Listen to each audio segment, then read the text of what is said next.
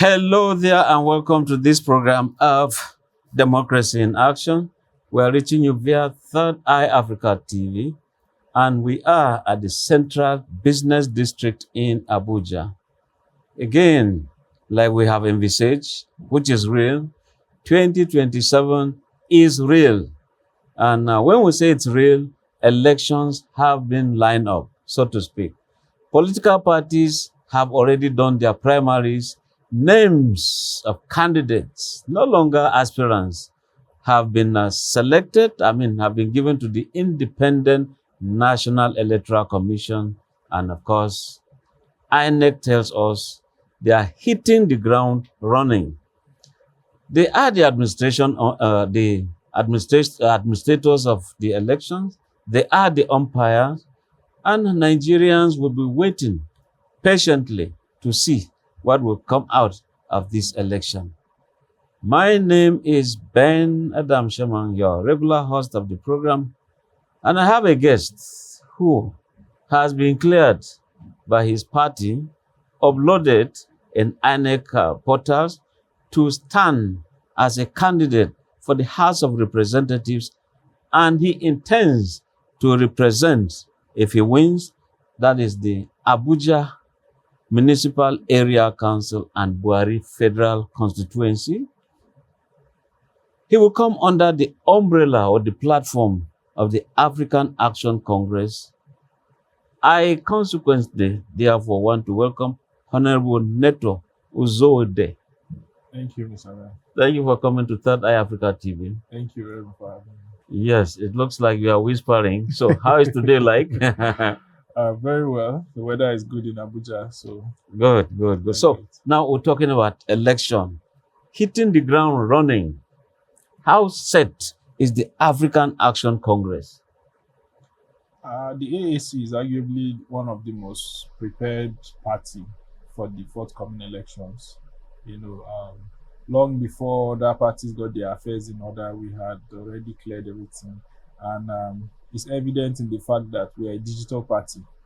So we've conducted our primaries, we've uploaded without drama, we're not in court with anybody.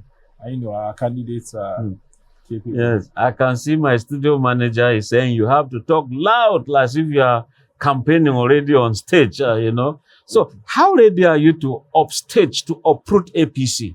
How ready are you to show PDP you are the one in charge? How ready are you to face Peter Obi and his team, National Democratic Congress? How far? We are prepared. Abuja, first of all, is one of the most enlightened states when it comes to the voting class. Yeah, so ultimately it's a showdown not against APC. Part of the reason why we are running is because we have to have credible options. Like I would say, the worst of us cannot continue to rule over the best of us. If you take the Amag Buhari Federal Constituency race, for example, which I'm a part of, if you remove the AAC from that equation, we have such terrible options on the ballot.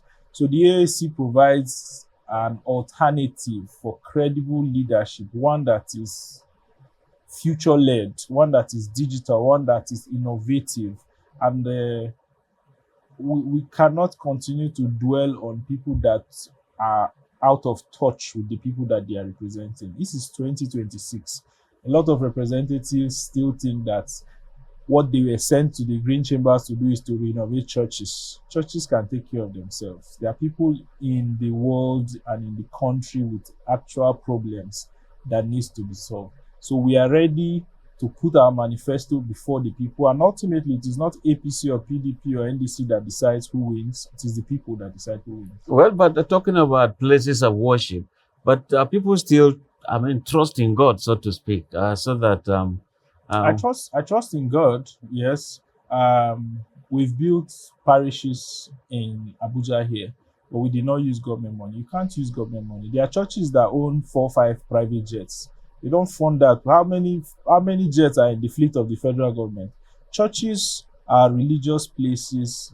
I'm a religious person. I believe in God, but there is money for the people and taking care of the people. Churches take care of their people too. Churches have foundations that cater to the less privileged amongst them. A federal representative should not be allocating government funds to renovate a church. These churches are big enough. They have members that have the capacity to fund their projects. So you can't be funding church renovations with Well, I federal believe you are government funds. talking indirectly to the Deputy Speaker, Honorable Kalu, who is accused of using money to renovate or build churches, and he said it's from his personal pocket. It's not. You saw it's in the national budget. It can't be from his personal pocket. One thing about the AAC, we don't mince words. These are facts that are in the public domain. But you politicians will always run to religious leaders, Muslim, Christians, clerics, and say, look, bless me. I'm campaigning. I need your support. If you bless me for me to bring public funds to fund the church, it's a transaction then. It's not a faith process. The blessings you get from religious leaders are faith-based. It means I see you as a spiritual leader. I'm asking you to intercede for me with the Almighty. I'm not coming to give you a transaction. I'm paying for the blessing. Then if the agreement is bless me so that when I get the public funds, I come and renovate the church. It becomes a transaction. It's no longer about faith like it's supposed to be. Like I said, I'm a Christian. I'm a very religious person. But there is funds. When I go to church on Sunday, I give my offering. I pay my tithes to church. The church does not pay tax. So why then do you take government allocations and then renovate? Get me right. We are not talking about empowering church members. We are talking about renovating and buying equipment inside the church structure. So it's a different conversation. If this was something that said, okay, you are empowering 50 youths in XYZ church in that budget, it's a means to an end. But you are buying equipment for a church, it doesn't make any sense. Well, but you see the demands too from worshippers, both sides of the religion, Christian, Muslims. Everything they want to renovate a church, they want to build a church, they want to build a mosque, you need some renovation. You still run back to these politicians. And some people are feeling, okay, if that is going to be part of the constituency project, I'm not defending them, but probably that's their defense. What do you say about that? I say it's misplaced priorities. It's not what government funds should be used for. Government funds should, in fact, government is already overfunding religious beliefs. We are already paying for pilgrimages to Mecca and to Jerusalem and the rest of it. We can't then come back home and be renovating churches. Okay, so if you renovate the Redeemed Christian Church of God today, what happens to the Catholic Church beside it? What happens to the Winners Chapel beside it? So it calls for controversy. If the mosque in Meduguri has seen 700 million in renovations, what about the one in Sokoto? How can government keep up? If church renovation is the way we want to go with our budget, government cannot keep up. So you think politics and religion should be separated? It has to be there's a fine line that has to separate politics and its participation in the church. And these are the reasons why you see young Nigerians like myself are calling out our religious leaders. There's the GO of one of the most prominent churches in Nigeria that has come out to praise President Tinubu. And you see that young people like myself are calling him out. And then this boils down to that same conversation. And you can liken it to the fact that the politicians have put money in his church, so of course he cannot criticize it. And this is a leader of thousands and thousands of suffering Nigerians. So there has to be a separation between the church and the politicians in a way that religious leaders should be able to hold politicians accountable for the job that they have been there to do. Okay, now, you said African Action Congress. Look, you have these guys, young at heart, digital in nature, they can move and all that. Now, if you juxtapose that or you compare what is happening in India, the Cockroach Party, these were youths that some people called cockroaches. And the social media then decided, okay, we're going to form the Cockroach Party. And that group is now giving the Modi government in India a tough time because there was what you call leakage of examination papers. And the youth said, no, this is corruption. And today they are all over the street. But in Nigeria, it's like the youths are not yet on one platform in terms of ensuring, even when they have not too young to run. But I can see that they are not taking that advantage. So how different is African Action Congress harnessing the youth, mobilizing the youth to ensure that their vote will count? Well, the African Action Congress is made up of young, energetic Nigerian youths, right? But there's something you have to consider about Nigerian politics. Nigerian politics is oversaturated with money. When you, as a young person, you declare your interest to go and represent your people, and the first thing people ask you is, how much money have you kept to pay the people that you are going to represent to vote for you? And of course, we are the poverty capital of the world. Despite India's population, we overtook them as the poverty capital of the world, which means that a lot of Nigerians are daily earners. A lot of Nigerians cannot afford to leave their daily bread to come out to fight. And that is the weaponization of poverty that Nigerian politicians have so gotten used to. They have so perfected the weaponization of poverty that they leave young Nigerians in the well. I was watching a video of FCME chairman at Peter Side talking about how Nigeria is rigged against the young people. A young Nigeria at 33 can no longer open a bank. For example, look at the bank CEOs and chairmen that we have. All of them opened. Zenith Bank was opened in their 30s. Tedo was 33. A 33-year-old Nigeria cannot afford to open a bank because the whole process is rigged against young people. We don't have the jobs, and the people that are ruling us are people that went to school for free. And then you turn around and you punish the next generation simply because you want to hold on to our commonwealth. So while all these other countries, while the youth in these countries can afford to, come outside in one umbrella, the Nigerian youth are distracted. We are trying to survive. We are trying to get our head above water first before we can then swim. So the terrain is different, and the truth of the matter is that Nigerian youths have shown themselves, especially in 2020 during the NSAS protest, which was arguably one of the most peaceful protests Nigerians have, young Nigerians have participated in. And we showed the quality and the caliber of the youth we have in this country. In Abuja here, are you aware that after every protest, the same young people that protested would go around the same streets picking up the litters and everything? Are you aware that there were medical doctors that volunteered, young Nigerian medical doctors that volunteered themselves in that process to treat those that were ill and resuscitate whoever it is that was fainting? In that same youth gathering of the NSAS of 2020, there were young Nigerians that were volunteering their food, their money, they were cooking and bringing out just so that everybody is their brother's keeper. What did we get in return? Shots fired, people killed, and the government denied it. So you beat down the spirit of a young Nigerian, and then you question why he's not as energetic as somebody in India. It doesn't work like that. Yeah, so even the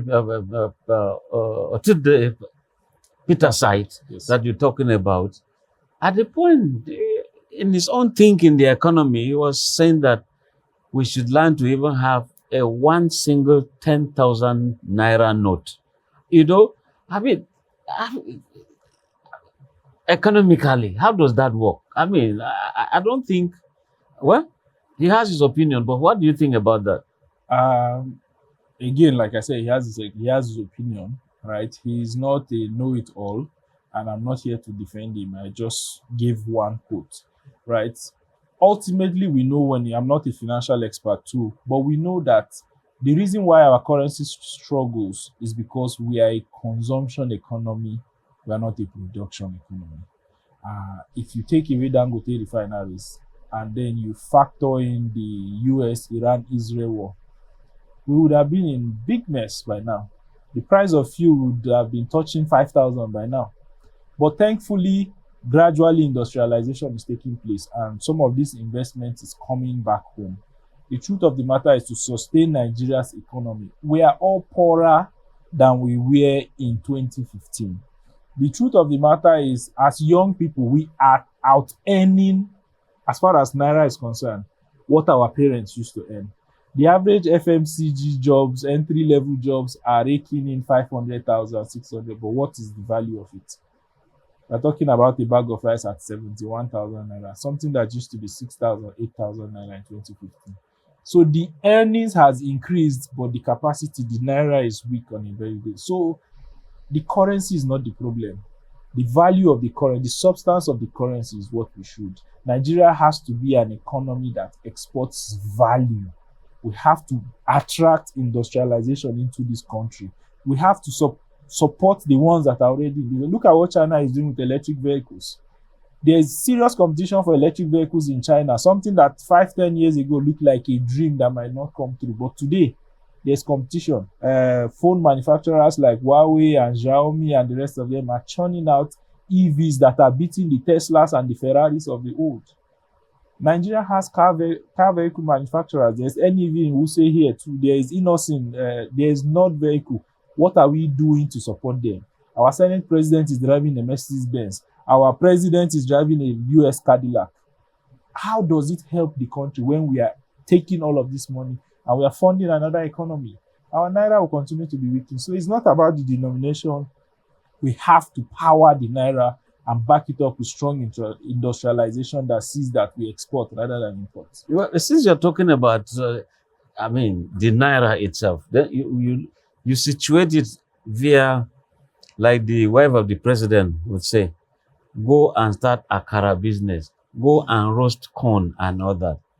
Now, you can imagine someone selling akara and you stop to buy. The entire thing that the person has is not up to 10,000 naira. Now you have brought a 10 naira note to buy akara of 2,000 naira. No change, nothing. Because what am I trying to drive at? When you have high denominations easily found in an economy like Nigeria, then there's a problem. Why is it that we don't have the lower ones? So that also tells you monetary management is an issue. It is a big issue, and I agree with that.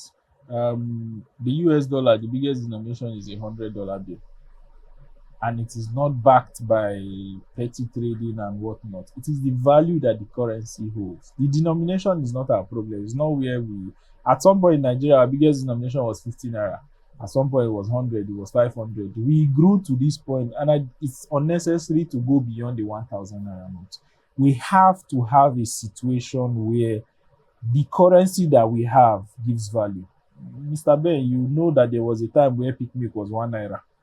You know that there was a time where the naira against the dollar was 1 naira and $1. All of these are the situations that we need to go back to as a country. The saddest part of it is that the generation that is managing this country right now are the same generation that benefited from the strength of the Nigerian naira. And got scholarships. Do you understand? These are the Nigerians of the Nigerian Airways time. These are the people that got scholarship to study abroad and come back to this country. These are people that government practically trained. People that companies were waiting at their graduation ceremonies to give them jobs. And then you get these jobs, you build a future for yourself, but you don't look back at the generation of it.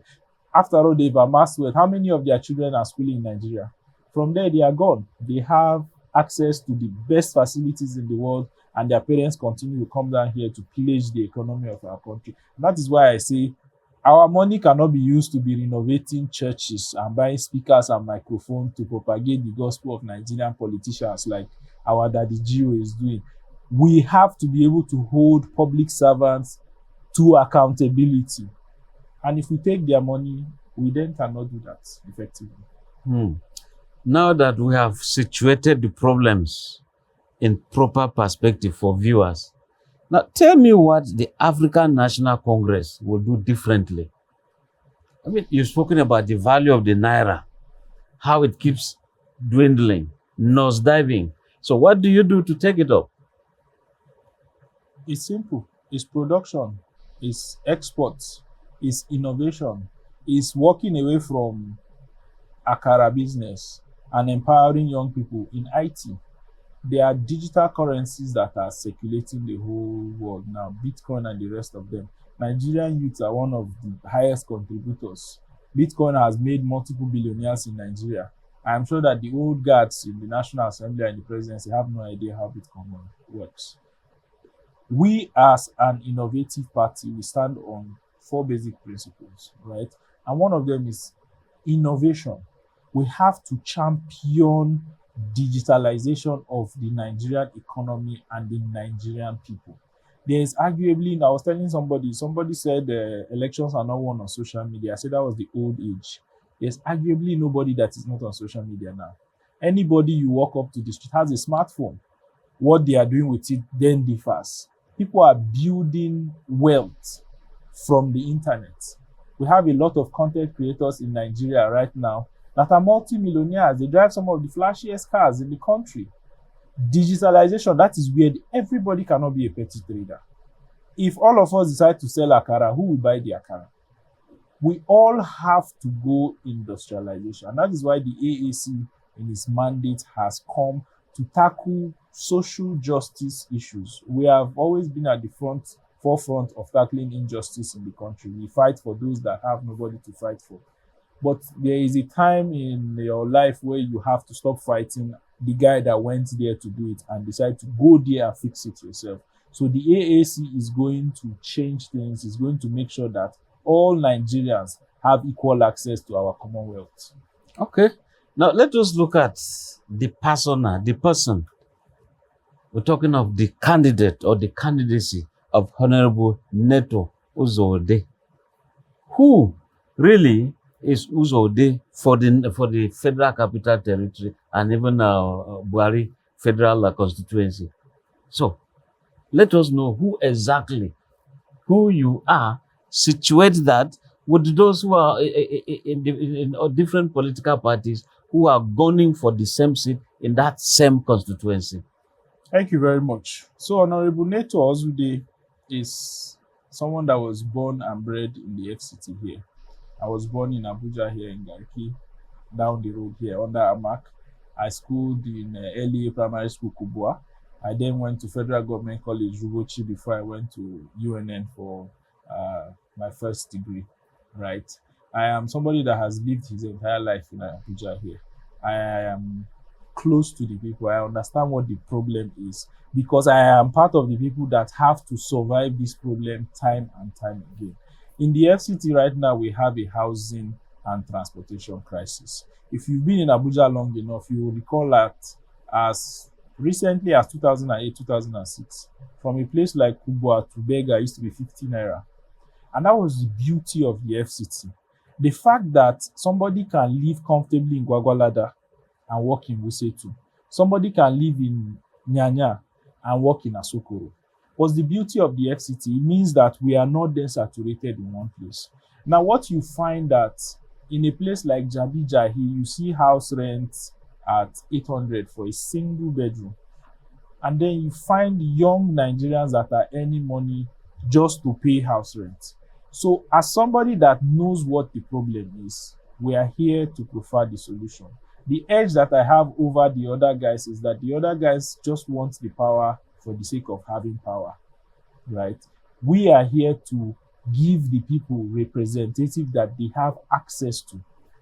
And one of the manifestos and the agenda that we are running on is actually affordable transportation.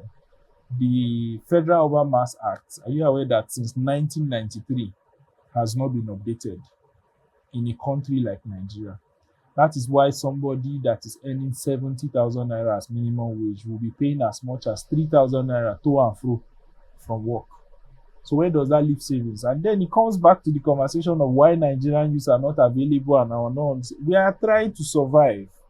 So I am somebody that knows what the problem is. I live with the people. I was born with the people. I have grown up with the people. I know what FCT's problem and challenges is. I know what the young people are clamoring for. And I have practical solutions to change those. So that is what differentiates me and the other guys. Now, since you've been, an Abuja citizen, a Nigerian citizen, born, bred in the Federal Capital Territory, let's just compare two ministers. Yeah. The immediate past minister of the Federal Capital Territory under Buhari government and the current one, Wike, Nyesom Wike. And in terms of physical development, what are you seeing on ground? Oh, you have to give Nyesom Wike his flowers when it comes to FCT, especially when you compare him to the previous guy. That was Bello Mohammed, right?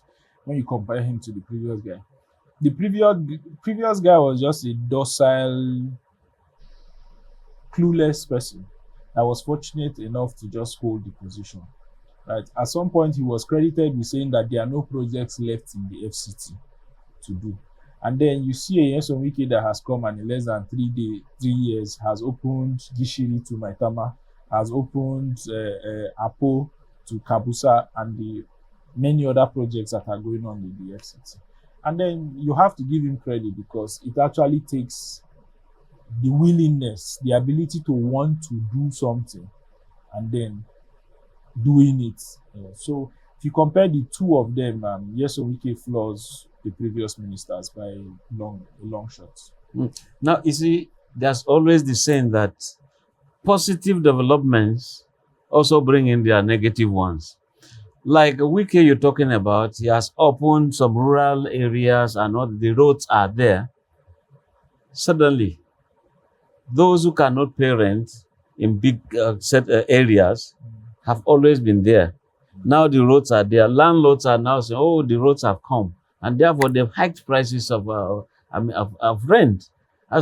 And rent is always an issue in FCT.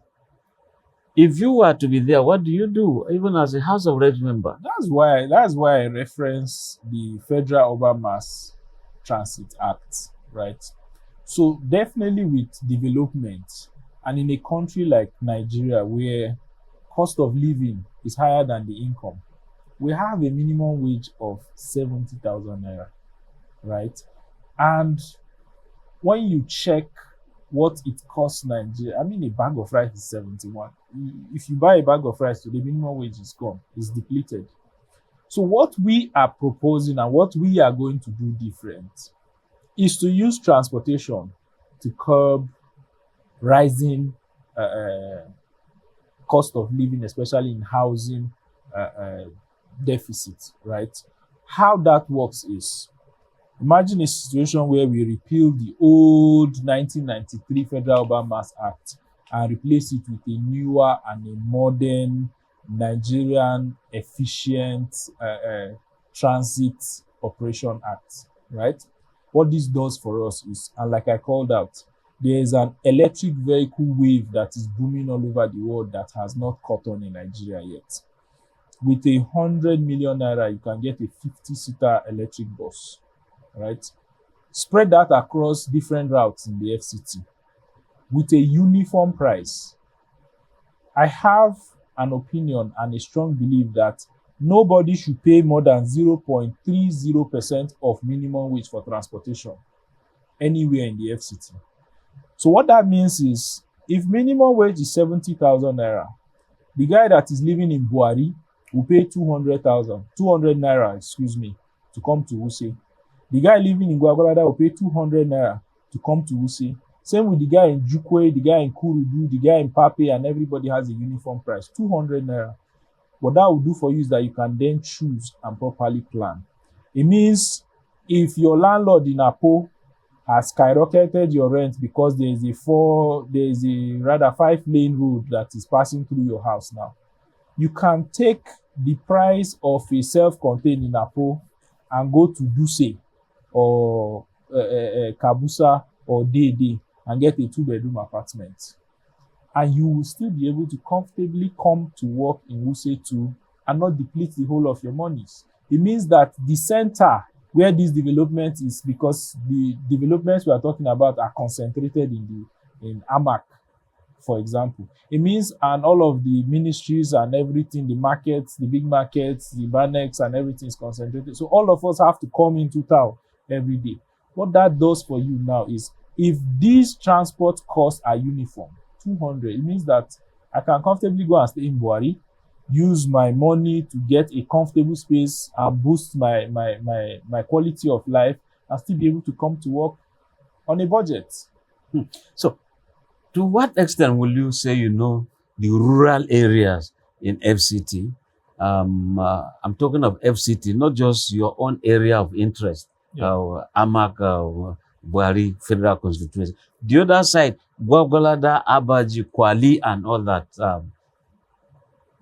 15 years ago, the minister at that time was worried that there was the practice of even killing of twins in the FCT about 15 years ago.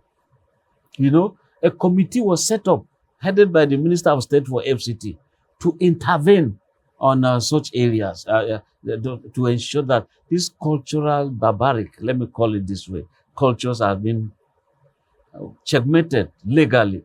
So to what extent will you say you know rural areas in FCT that you seek to represent?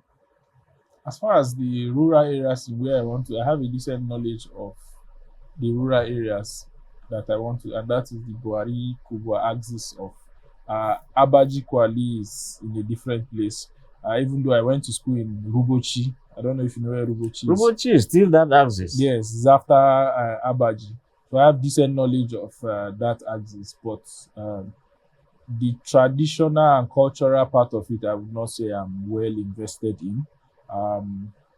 But in this part, the Buhari area council part of it, because I don't think Amak, except for maybe Kurudu, Rozo axis, I don't think you consider any place under Amak as rural at this point. But part of the challenges we have is that in this digital age, we have to merge and match our cultural beliefs with human rights at the end of the day. Nobody has a right to kill any child because they are twins or because they are deformed or for whatever reasons. So that is where the Constitution of the Federal Republic of Nigeria becomes the governing law. Anybody that kills another person for the sake of your tradition has to face the law. So if in as early as 15 years ago, somebody is killing twins and in the FCT to know, it's grounds for persecution. Everybody involved should be jailed because the Constitution of the Federal Republic of Nigeria grants that child the right to live. So it's not about whether it's rural or whether it's not rural. No matter where it is, as long as it's on the shores of this country, our Constitution is the law that governs, and every child has a right to live. So it doesn't matter where it's happening. It is unacceptable and should be abolished. Well, so what is the agenda of your party for Nigeria? For Nigeria, essentially, is social justice first. We have to make sure that every Nigeria has their rights defended and protected under the rule of law. That's first. We also have to ensure that Nigeria is a country of innovation. It's interesting to look at Nigerians when they leave the shores of this country, right? We are one of the best set of people you will have. I think it was 60% of foreigners in the US that are educated up to PhD level. 60% of those are Nigerians outside the country. We have scientists, we have lawyers, and we have Nigerians that are holding political offices in other countries. Nigerians are one of the most resilient people in the world, right? And it's both our strength and our weakness, right? Because we are people that know how to adapt a lot. If you take, there's no other country on the face of the earth that would survive the constant looting and extortion and exploitation and embezzlement of its commonwealth like Nigerians. And it's not surviving it because of its economy, it's surviving it because of its people. It's surviving it because Nigeria is the kind of country where you sleep today and fuel is 180 naira. And you wake up tomorrow and fuel is 1,300.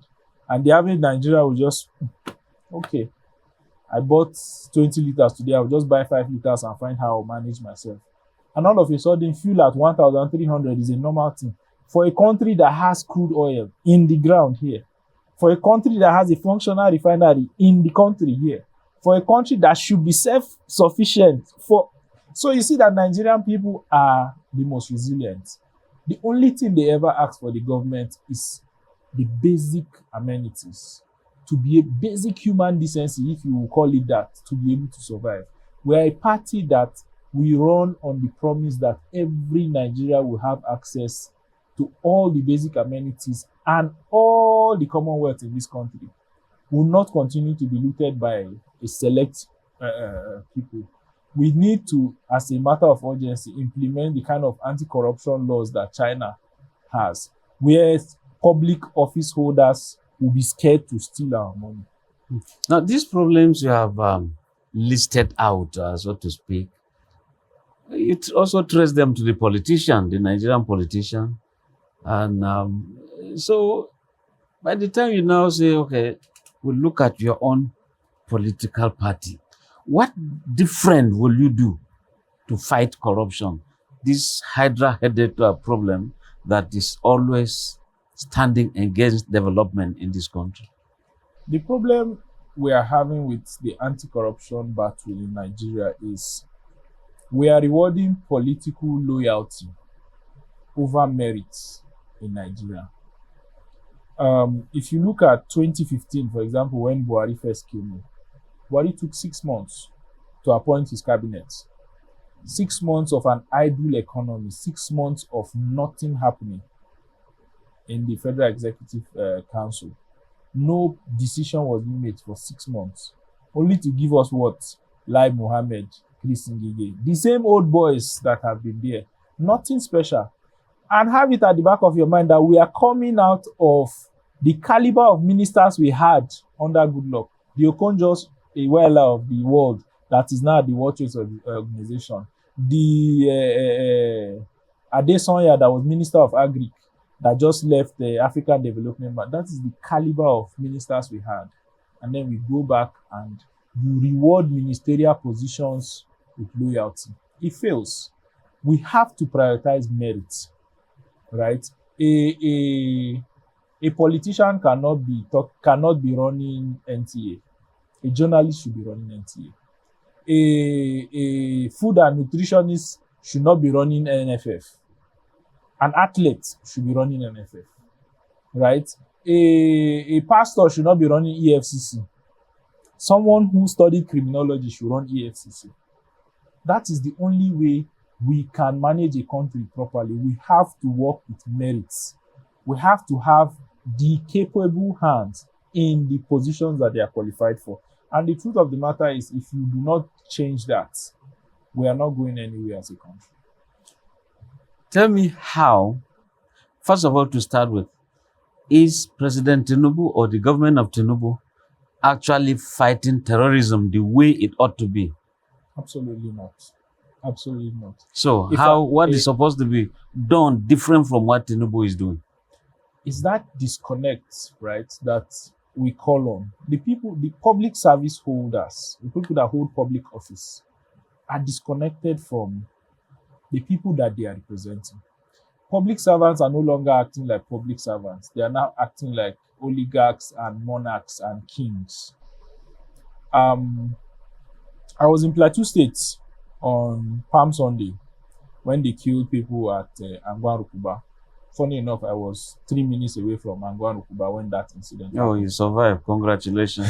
Thank you very much. I was 3 minutes away. There's a place called Tina. That's where I was when that incident happened. Now, the president of the Federal Republic of Nigeria flew into Plateau State, right, and stopped at the airport. Haipang, Yakubu Gowon Airport. Haipang is 40 minutes away from Angwan Rukuba. He did not even make an attempt. There's a woman that we saw the video of her cuddling her child that died. That woman was dragged from her home to the airport to meet with the president, only for the president to tell her that he has to be back in Abuja because there are no lights on the runway in the airport, so he cannot stay. That's what you tell a grieving mother. That's what you tell a grieving sibling. That's what you tell a grieving father. That is the height of insensitivity. There are people that were bombed in Maiduguri. President did not visit. The Yelwata in Benue State, there was a massacre that went on there. The president went to Benue State The president did not go to Yelwata. Why? Because of flooding on the roads. Is that the kind of excuse that a commander-in-chief should be giving his people that were just murdered? There's a lot of disconnect with the presidency and the people that are suffering. Nigerians have been left to their own fate. At some point, Nigerians have to rise up to defend themselves because the government clearly does not have the will, because we do have the means. We have the money. If you take 700 million that you want to buy speakers and microphones for a church to properly equip the Nigerian military, which is one of the best military in the continent, if you take 700 million and buy weapons to equip the Nigerian military, Boko Haram will be running. ISWAP will not have a place to sleep. But you see the disconnect. You are taking these funds and you are taking it to church to buy a microphone for a few hundred people in one building to be able to hear themselves talk, while others are being murdered on the streets there.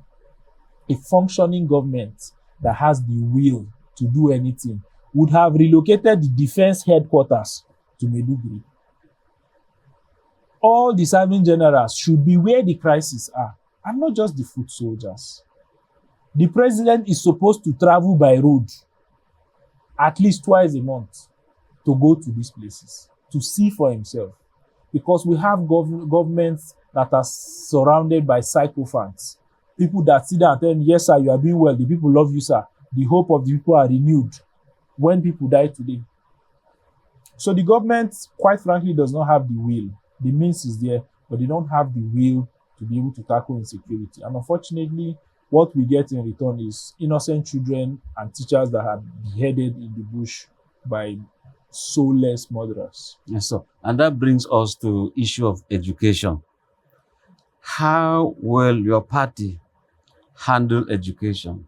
Look at the universities. Virtually every government that comes, there has to be some strike, a kind of. Must we always go on strike to get it right when we want to handle education? Lecture halls, accommodation, teacher quality, curriculum quality, and quite a lot of things in that sense. What will your party do differently? You have to fund schools. That's the truth of it. We have promised free education because Nigeria used to have a system where people went to Where school will you for- get the money from? The money is in Nigeria here. The money did not go anywhere.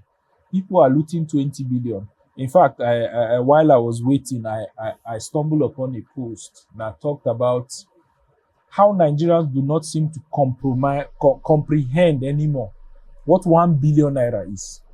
You see, 1 billion in that post that I saw can pay somebody 10 people that earn 500,000 a month.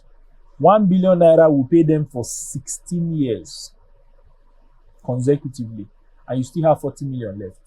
That is how much 1 billion naira is. And then you have people that are stealing 20 billion per person. 20 billion. See the Yaya Bellos of Kogi State. What has happened to Yaya Bello to today? He's running for Senate. He's driving a 500 million naira Resvani bulletproof truck around Kogi State. Right? Look at every day people are forfeiting billions of naira to the federal government. Where is this money going to? How much, put it into perspective, how much does it cost to fund a federal university for a year? The money is there. The money is in the country. It's not going, it did not go anywhere. But unfortunately, you have a country, a crop of leaders that prefer to borrow and waste rather than to borrow and invest. Education is foundational. And then they have the audacity to come and tell us that Nigerian youths are unemployable when you, year after year, continue to crush the quality of education that we have in this country.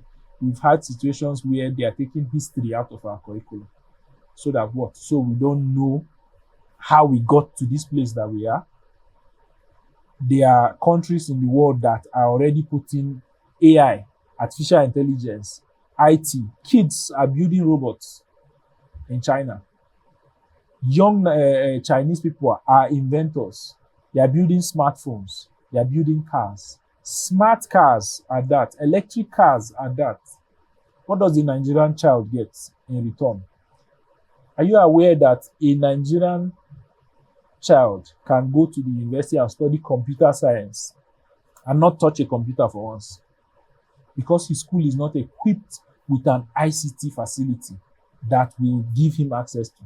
So you study computer science on paper. That is the poor quality of leadership. The leaders we have are not in touch with the people that they are representing. The leaders that we have do not care about the youth and the future of this country. In simple terms, they are soulless. They don't have the will, they don't have the motivation to do it. They are there to hold power for power's sake, and once they are done, they leave. And we have to change that. We have to have options. So whether you like it or not, you have to look at the ballot. And you as a Nigerian, you have to be tired first, because nobody will be tired on your behalf. Nigeria, until a time when we as a people decide to take our future back from these guys, we continue to look and wait. But we are providing alternatives. We are providing people, young, intelligent people that are willing to change the destiny of this country. We are willing to change the trajectory with which this country is going. Imagine how much money, the money they put in renovating the Port Harcourt and Kaduna refineries will fund five federal universities to private standards. How much is Harvard's national budget for a year? How much does Harvard University use today? How much does the Senate President spend in a year? So you have to put all of these things in context to see that we are not a poor country. We have the human and we have the natural resources. We have gold in this country. We have lithium. We have uranium. They are all in this country. People are mining them illegally and they're taking away the proceeds from this country.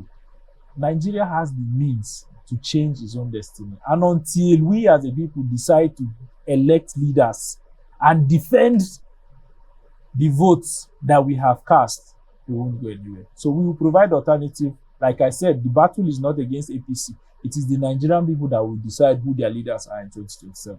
Okay. And recall the anger sometimes in the streets, at home, food security. Availability of food is an issue, because even the UN humanitarian agency will say that Northeast, Northwest will not have it easy this year when it comes to supply of food.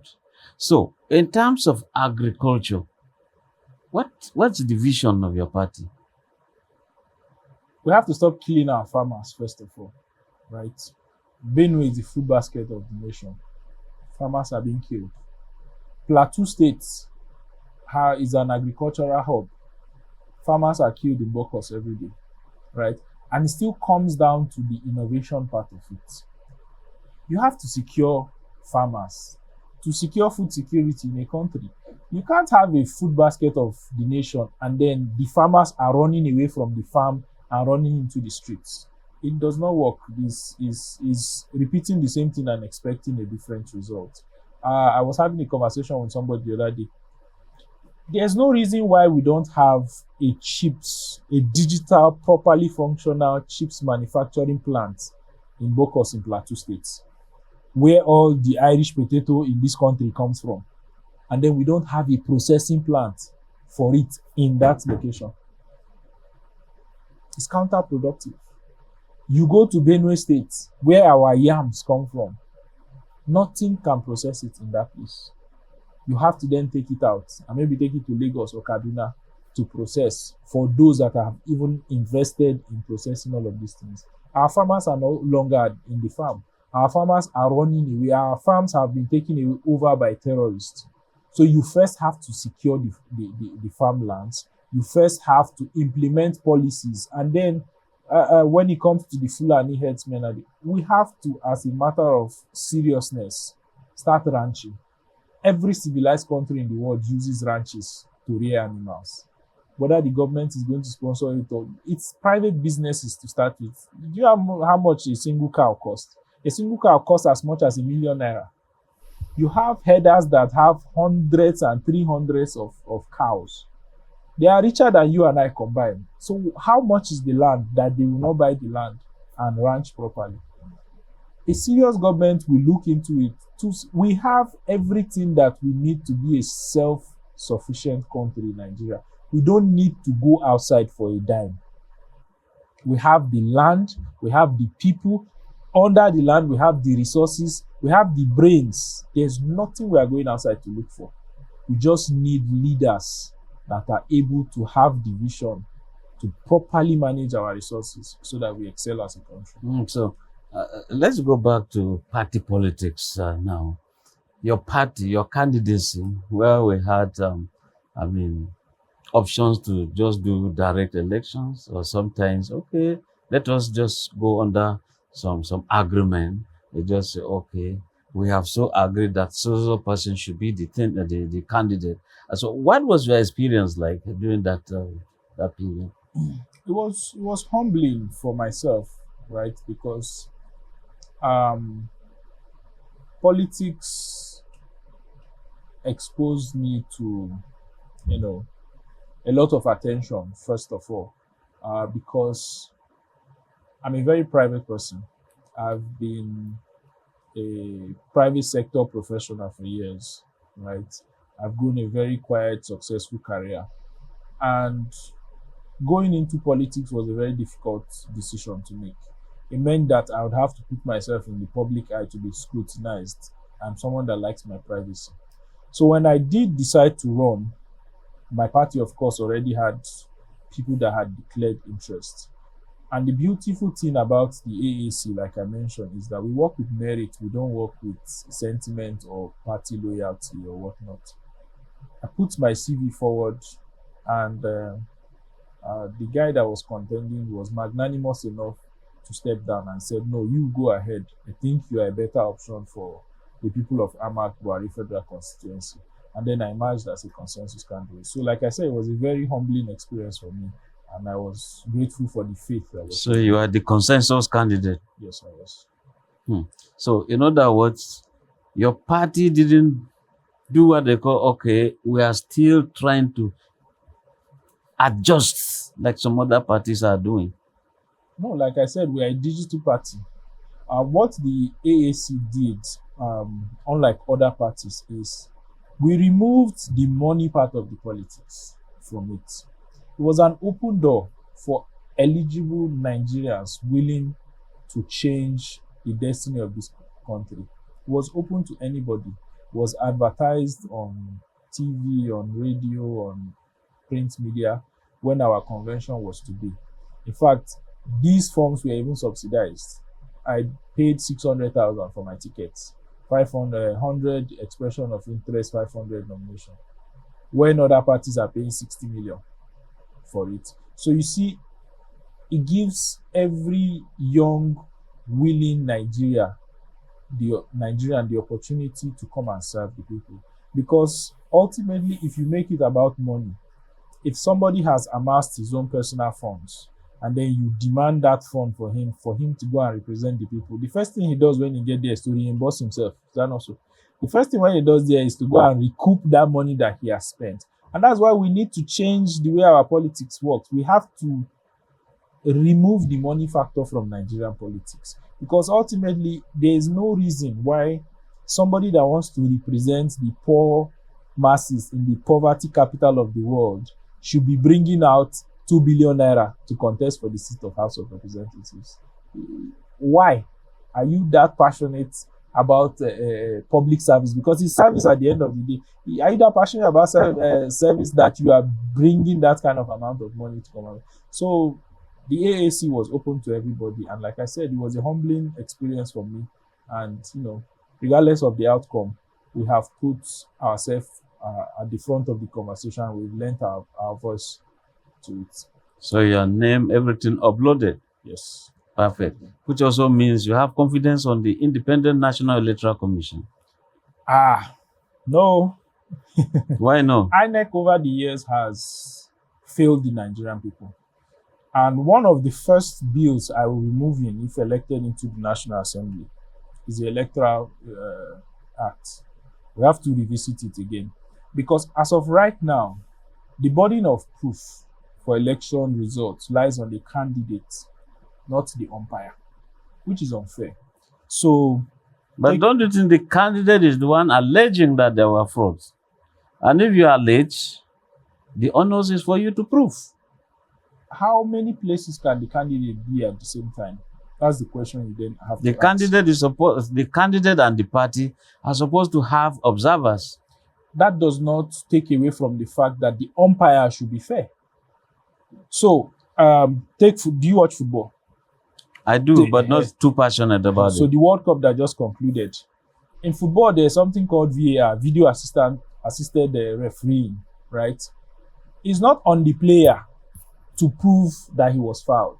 It's on the referee to prove that he was fouled or that he was not fouled, because players dive to get a penalty. So what the referee then does is that he now has to go to the video to check and see, oh, was this person fouled? At some point, you could have, from his point of view, mistakenly issued a yellow card. But when he goes back and checks and say, oh no, this was not a foul, he rescinds that red card. And that is why the burden of proof cannot be on the players. The burden of proof must be on the umpire. When INEC has come to declare a result, INEC should be able to prove that the results they have declared is what the people voted for. You see a situation where on the IREV, as at 2 months ago, you will go there and you see a result that clearly is written in words, 1 million and something, and you see that it has been struck out with a pen and they've changed it to 0 and accorded the number to another political party. It was there, we saw it with our eyes. INEC is supposed to have to come and prove to us how a polling unit that counted 300,000 votes for one political party ended up in INEC quarters to have had 200 votes. So the burden of proof cannot be on the players. The burden of proof must be on the umpire. Yeah, so even at that, I mean, you still stand. Is that the stand of the party? Is it that you don't have confidence on INEC or something? I personally am not speaking for the party. We have a public relations officer. I'm speaking for myself as a candidate. I don't have the confidence in INEC. Okay, so if you don't have confidence personally on INEC, so who then becomes the umpire for your own election in AMAC, Buhari Federal Constituency? The people at the end of the day. So what we did in The people will vote yes, but who will organize that? vote and defend your vote. So if INEC was Wait, yes. At the polling station, Yeah. who organizes that? It has to be INEC. organizes the The vote election. The election. definitely INEC organizes the election. So, Right. but you don't have confidence on them. Yes, that is what has bred the defend your vote mantra. Because if INEC was a credible electoral umpire, we would not have to defend our vote. We would have the confidence that once we have printed, that is what it will be. In fact, in 2025, we asked for electronic transmission of results. It was not passed by the guys that want to return by fire, by force, or do or die, right? In a credible situation, results should be transmitted instantly. It means that if the guy in Orozo has voted and he has been captured on the IREV and his results uploaded, he goes to the collation center and you see it on a big screen. The total vote tally will be coming out in real time until the last vote is counted. But INEC is not doing that. So there is a polling unit in Lugbe that slept at the polling unit because the officials there said there was no network to upload the results, that the device was faulty. And the people said, no, you will upload this result. They went to buy snacks and food for them. And all of them stayed there until, and that is why Peter Obi won FCT. It is the same thing that happened in Lagos. People voted and defended and sat down there and made sure that their votes were uploaded. And it was uploaded. And So, that is why he won. That's in going those to be places. the principle of AAC. Yes, you vote, you defend your vote, and we see to it that our votes count before we leave the polling station. Well, it is here that we just have to put a comma, not a full stop, because we'll always be inviting you to come discuss with us. So we've been discussing with Honorable Neto Ozode. He's the candidate, House of Representatives, AMAC. AMAC stands for Abuja Area Municipal Council. stroke Buhari. Buhari is part of our Federal Capital Territory. So he wants to come to represent the good people of this constituency. I want to welcome you once again Thank you. to Third Eye Africa TV. Thank you. And like we say, proudly Nigeria. Thank you very much. I believe you love the green passport, Nigeria. So much. You so much. defend and you love the Nigerian military? Definitely. Okay. Only that you have some issues with INEC. We have serious issues with INEC. So we'll come to see. Thank you very much for coming. Thank you. My name is Ben Adam Sherman. Keep watching Third Eye Africa TV, and the program has been Democracy in Action. Bye for now.